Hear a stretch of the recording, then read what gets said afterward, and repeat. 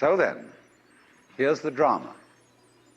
My metaphysics, let me be perfectly frank with you, are that there is the central self. You can call it God, you can call it anything you like. And it's all of us. It's playing all the parts of all beings whatsoever, everywhere and anywhere. And it's playing the game of hide and seek with itself. It gets lost, it gets involved in the farthest out adventures, but in the end, it always wakes up and comes back to itself. And when you're ready to wake up, you're going to wake up. And if you're not ready, you're going to stay pretending that you're just a little, poor little me. And since you're all here and engaged in this sort of inquiry and listening to this sort of lecture, I assume that you're all on the process of waking up. Or else you're teasing yourselves with some kind of flirtation with waking up, which you're not serious about. But I assume maybe you are, not serious but sincere, that you are ready to wake up. So then, when you're in the way of waking up and finding out who you really are, you meet a character called a guru. As the Hindus say this word, the teacher, the awakener. And what is the function of a guru? He's the man who looks at you in the eye and says, oh, come off it. I know who you are. You know, you come to the guru and say, sir, I have a problem. I'm unhappy and I want to get one up on the universe, or I want to become enlightened. I want spiritual wisdom. And the guru looks at you and says, who are you? You know Sri Ramana Maharshi, that great Hindu sage of modern times? People used to come to him and say, Master, who was I in my last incarnation? As if that mattered. And he would say, who is asking the question? And he'd look at you and say, basically, go right down to it. You're looking at me, you're looking out, and you're unaware of what's behind your eyes. Go back in and find out who you are, where the question comes from, why you ask. And if you've looked at a photograph of that man, I have a gorgeous photograph of him. And you look in those, I walk by it every time I go out of the front door. And I look at those eyes and the humor, the lilting laugh that says, oh, come off it, man. Shiva, I recognize you.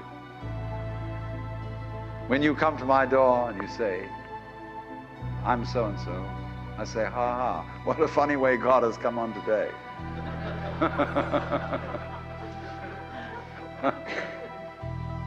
There are all sorts of tricks, of course, that gurus play. They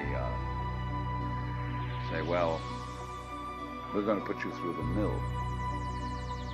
And the reason they do that is simply that you won't wake up until you feel you've paid a price for it.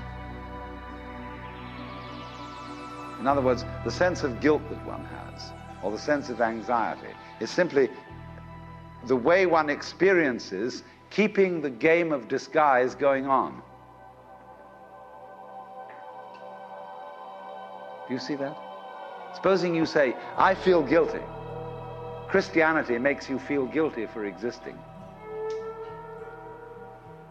That somehow the very fact that you exist is an affront. You are a fallen human being. I remember as a child when we went to the services of the church on Good Friday, they gave us each a colored postcard with Jesus crucified on it. And it said underneath, this have I done for thee, what doest thou for me? Well, you know, you felt awful. You nailed that man to the cross.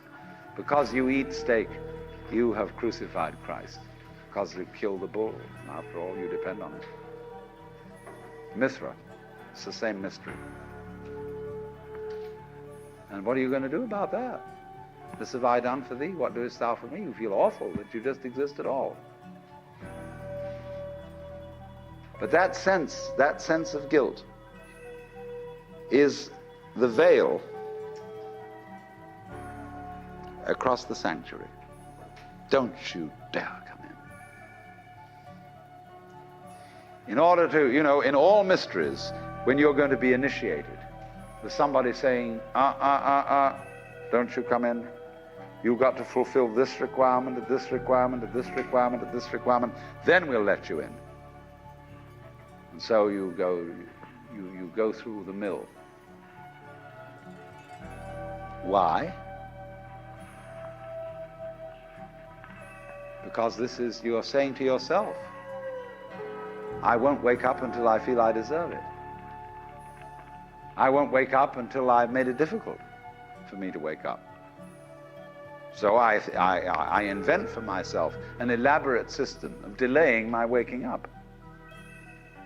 I put myself through this test and that test, and when I feel it's been sufficiently arduous, then I may at last admit to myself who I really am and draw aside the veil and realize that after all, when all is said and done,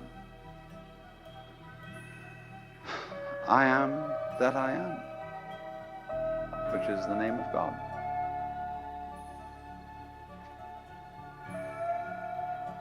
And when it comes to it, that's really rather funny.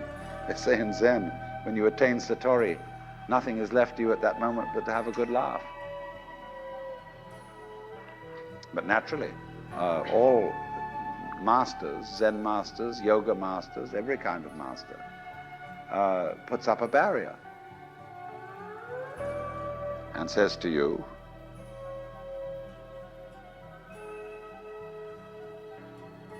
he simply plays your own game. We say anybody who goes to a psychiatrist ought to have his head examined. Because when you go to a psychiatrist, you define yourself as somebody who ought to have his head examined.